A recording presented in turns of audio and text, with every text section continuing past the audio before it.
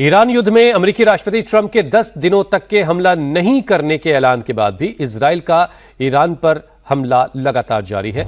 तो शुक्रवार को इजराइल और अमेरिकी सेना ने ईरान के एक न्यूक्लियर प्लांट को निशाना बनाया और 3 स्टील प्लांट पर भीषण हमला किया, जिसके बाद बौखलाए ईरान ने इजराइल को बड़े हमले की चेतावनी दी है।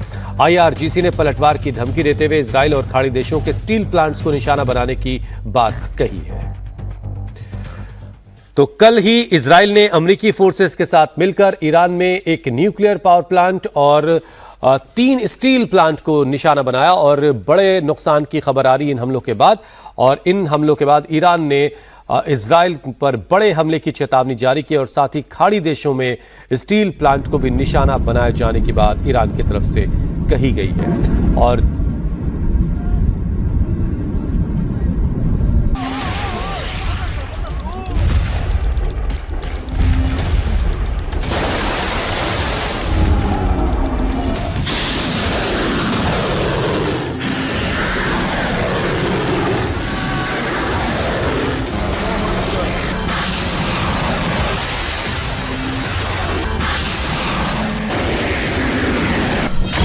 ईरान युद्ध में नया मोड़, अब न्यूक्लियर प्लांट पर हमले की होड़।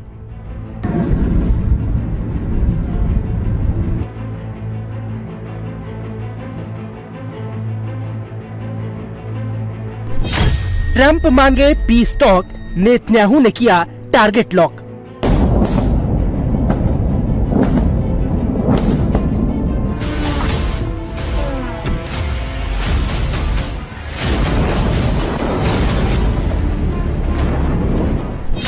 न्यूक्लियर प्लांट पर हमले से बौखलाया ईरान, पलटवार की धमकी।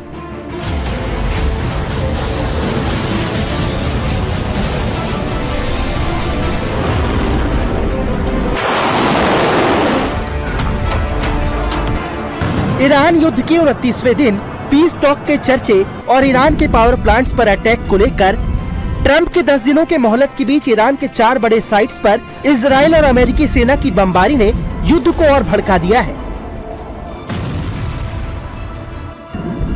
इजराइल ने ईरान के जिन खास साइट्स को टारगेट करके हमला किया है, उनमें यज़्द में स्थित येलो केक यूरेनियम साइट, अहवज का स्टील प्लांट, इस्फहान का स्टील प्लांट और मुबारकह स्टील प्लांट शामिल है। ईरान पर ये हमले तब हुए हैं कंडीशनल सीज फायर को 10 दिन तक बढ़ाते हुए ये साफ किया था कि अब अमेरिका ईरान के एनर्जी इंफ्रास्ट्रक्चर को 6 अप्रैल तक टारगेट नहीं करेगा। लेकिन अमेरिका और इजराइल ने ईरान के कई ठिकानों पर बमबारी की। अमेरिकी सेना के मुताबिक अब तक उसने ईरान में 10,000 से ज्यादा ठिकानों पर बम बरसाए हैं और ईरान की मिलिट्री पावर लगभग खत्म कर दी गई है। Crushing Iran's weapons stockpiles, destroying their missile and drone factories at levels nobody ever thought was possible, and turning their defense industrial base into nothing. Iran's navy is gone. It's all sunk at the bottom of the Gulf and elsewhere. Did you see the attack submarine that we have one after one of their boats? It was called the Soleimani. It was the pride of their fleet. But this attack submarine goes like 60 miles an hour. I never saw anything. And it caught them in about 2 minutes. And that was the end of the Soleimani. Now, then they're 100% dead. They have 22 mine droppers. They go on mine droppers. And the mine droppers, all 22 are gone. So I guess they can drop mines, but they're going to have to take them out by a rowboat because they don't have any boats.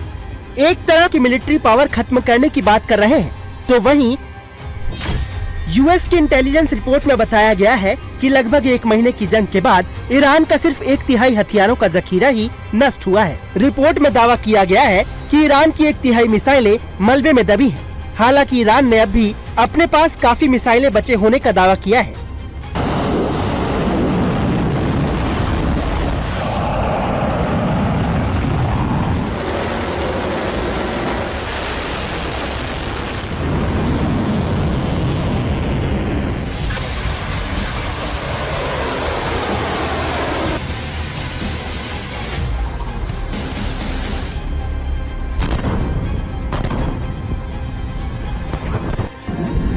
जाहिर है जंग अभी लंबी चलने वाली है।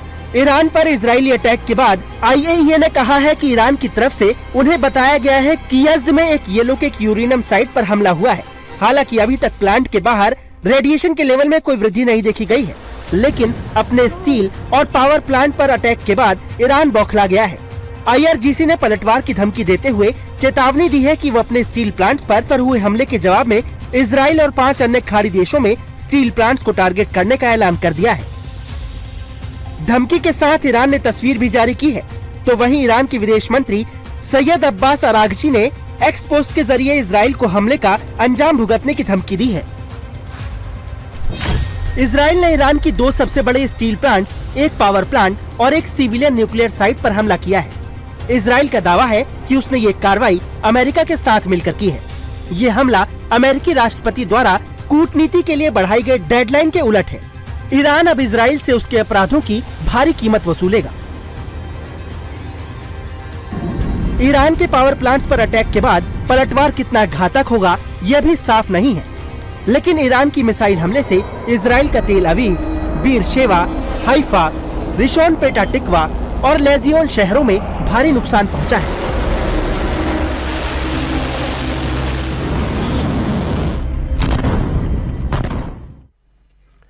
Middle east में छिड़ी जंग का आज 29वां दिन है। ट्रंप ने 10 दिनों तक एक तरफा सीज फायर का ऐलान भी किया हुआ है, लेकिन हमले थमने का नाम नहीं ले रहे। कल इजराइल ने ईरान के 3 बड़े स्टील प्लांट पर और एक न्यूक्लियर प्लांट पर हमला किया।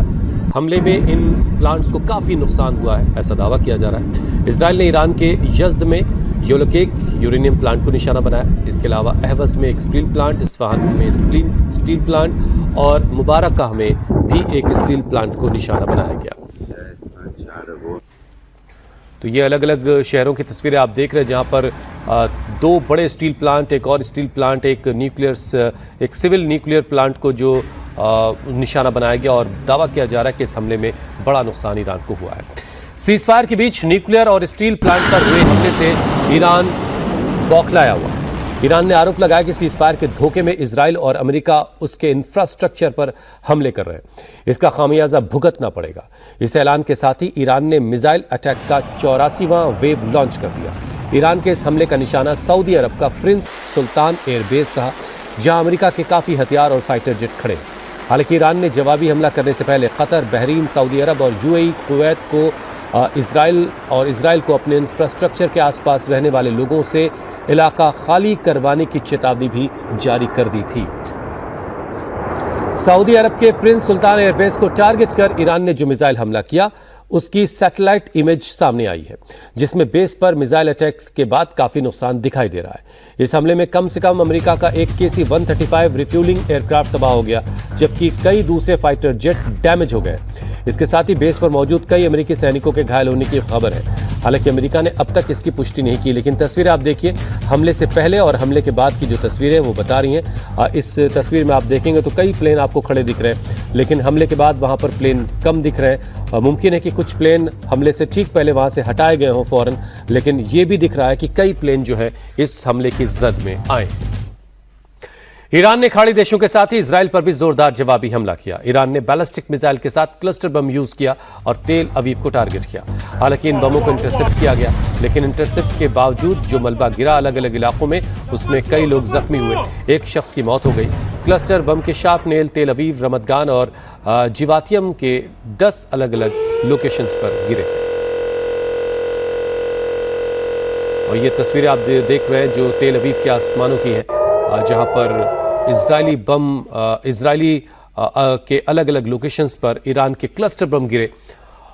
कई बमों को इंटरसेप्ट किया गया, बावजूद उसके कई जगहों पर जो मलबा गिरा उससे भी काफी नुकसान हुआ। ईरान ने इजराइल पर जो हमला किया उसमें तेल अवीव और रमतगान को समेत कई और शहरों को नुकसान की खबर है। तेल अवीव में हमले से हुए नुकसान की तस्वीर आई है, जहां ईरानी हमले से कई इमारतों को नुकसान हुआ है।